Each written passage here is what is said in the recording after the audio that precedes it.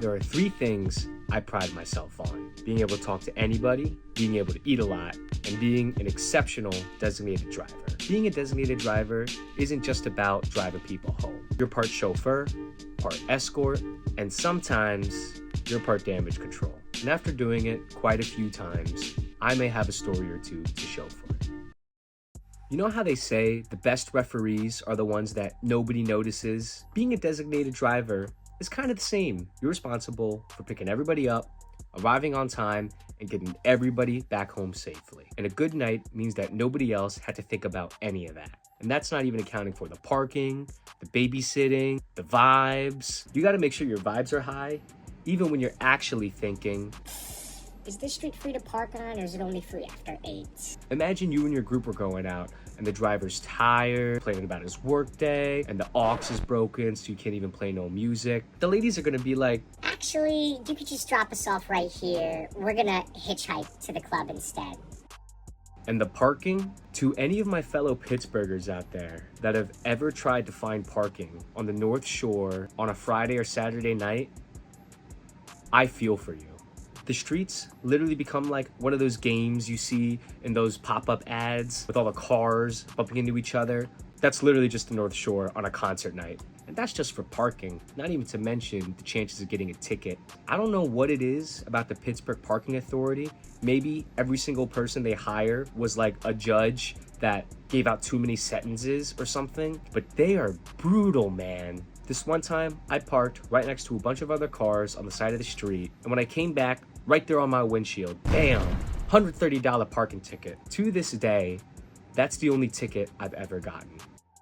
You ever been with all of your siblings or cousins and something real goes down, and then everybody turns to that one person to do something? On a night out, the designated driver becomes that person. Is somebody thirsty? Bam, here's some water. Somebody got a cut? Bam, first aid kit playa. Somebody forget to bring a gift? Extra cards and envelopes, because this Acura's got it all. You see, I actually kind of enjoy being that person. So to some extent, I actually enjoy being the designated driver. It's kind of like being the bouncer or working door. You don't get to experience the whole party, but the night wouldn't be possible without you. So this one time, I was driving back a few of my friends after a grad party. 2 girls, 1 guy. And while we're driving back, there's kind of some awkward silence in the air. So I'm trying to conversate a bit. I'm like, hey, that was a good night, right?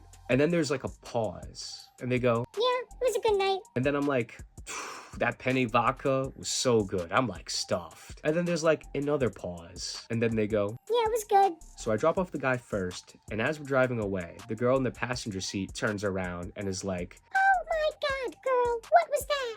Apparently, them was smooching back there the whole time. And I didn't even notice. I was all like, yeah, they had a pretty good living room setup, didn't they, guys? Meanwhile, the handprint scene from Titanic was going on in the back of my car. So that was crazy. But at no point was I ever thinking, are we gonna get home safely? Or, dang, we all messed up. That's not necessarily the case with this next story. This was the second night I had ever been to a bar. And as usual, I offer a ride back to anyone who needs one. We're with a very large group, 20 plus people, so as the night goes on, people are finding their own ways back home. Then eventually, the time comes and there's the last 7-ish people left, including me. I say I can drive back however many people fit in my car, and I knew right when those words came out of my mouth that there was a slight chance something could go wrong. I have a 2012 Acura TL. I don't know how much you guys know about cars, but it don't take a mechanic to know that that car ain't meant for 7 people. And I'm thinking, what's the worst that could happen? What are the chances we actually get pulled over? The drive back is about 20 minutes, and for the first 5-10 minutes, everything's great. We're blasting music, the windows are down. Then there's some traffic, which at first is no big deal. Everyone's still vibing, singing 2010s throwbacks. And then 5 minutes go by, and we're still in traffic. Then 10 minutes go by, and we're at a complete standstill. And then we see it. Cops and police cars further down the street. And I'm thinking in my seasoned designated driver mind, act calm, stay cool. I turn the music down and tell everybody to duck their heads. So we pass by one cop and everybody comes up. But then there's another, so everyone ducks back down. Then we pass him and everyone comes up. But then there's another, so everyone backs down. After about 5 to 10 minutes of suspiciously ducking up and down in this single file line of cars, I see a sign with 3 words on it that I've never seen together before, and I hope I never see again. Random sobriety check.